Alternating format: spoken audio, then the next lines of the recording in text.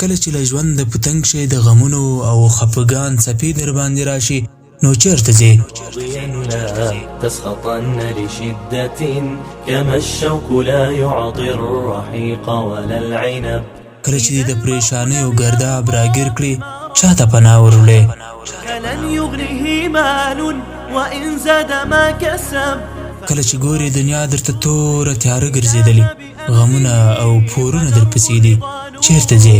ونبت الرضا ذهب وكن راضيا لا تسخطن لشدة كما الشوك لا يعطي الرحيق ولا العنب. ښایي د چا جواب دا وي چې په چکر وځم او څوک به وایي په سیاحت او سفر ځم او نور به ښایي نور ځوابونه ولري. راځه في الإله وشكره فتلك معاني الخير خط بها الأدب. ته دې حدیث ته راسره غوږ شه او زړه دې راسره یخ کړه د الله لپاره حدیث ته متوجه شه. يفيض وقد نضب سلام وإحسان وصبر وجيرة وأفعال خير تستزاد بها الرتب. یو ورځ نبی علیه السلام مسجد ته ننوت. هلته یې د انصارو له جملې یو کس ولید چې ابو امامه یې باله. نبی علیه السلام ورڅخه وپوښتل څه خبره ده چې د لمانځه له وخته پرته دې مسجد کې ګورم؟ ابو امامه وویل ای د الله رسوله غمونه راپسې شوي دي، یعنی بس راپسې نښتي دي او پورونه دي. كما الشوك لا يعطي الرحيق ولا العنب. ای رسول الله صلی الله علیه وسلم نبی علیه السلام ورته وفرمایل ایا داسې خبرې در زده نه کړم چې ویې وایه الله تعالی به ستا پریشاني ختمه او پور به دې ادا کړي؟ فدرب الرضا نور ونبت الرضا ذهب. ابو امامه وایي ومې ویل ولې نه د الله رسوله را زده کړه؟ علیه الصلاة والسلام وفرمایل سهار او ماښام وایه اللهم إني أعوذ بك من الهم والحزن وأعوذ بك من العجز والكسل وأعوذ بك من الجبن والبخل وأعوذ بك من غلبة الدين وقهر الرجال. في الإله وشكره فتلك معاني الخير خط بها الأدب. ژباړه ای الله له پریشانۍ او خفګان څخه تا ته پناه درړم، له کمزورۍ او لټۍ څخه پناه درړم، له بزدلي او بخل څخه پناه درړم، د پور له غلبې او د سړو یا وګړو له غصې پناه درړم. ابو امامه وایي دا خبرې مې وکړې پر الله تعالی سوګند الله مې پریشاني را څخه لري او پور را ادا کړ. ګوره في الإله وشكره فتلك معاني الخير خط بها الأدب. الله دې مل دی والله العظيم. وكن راضيا لا تسخطن لشدة. مخکې له دې چې زړه دې خفه شي الله پرې پوه وي. والله العظيم مخکې له دې چې شکایت وکړې الله ستا پر شکایت خبر وي، او مخکې له دې چې خبرې دې وځوروي الله پر هغو ټولو خبرو پوه وي. فكن راضيا ترضي الإله بأمره فدرب الرضا. او مخکې له دې چې د سخت غم او خواشینۍ له امله تودې اوښکې درڅخه وبهیږي الله تعالی یې پر څاڅکو څاڅکو پوهیږي. كما الشوك لا يعطي الرحيق ولا العنب وكن راضيا لا تسخطن لشدة. ستا معامله له یو مهربانه او پوه رب سره ده. الله عز وجل اسباب او ستر خلق درته رالیږي خو ته نه پوهیږې. فتلك معاني الخير خط بها الأدب.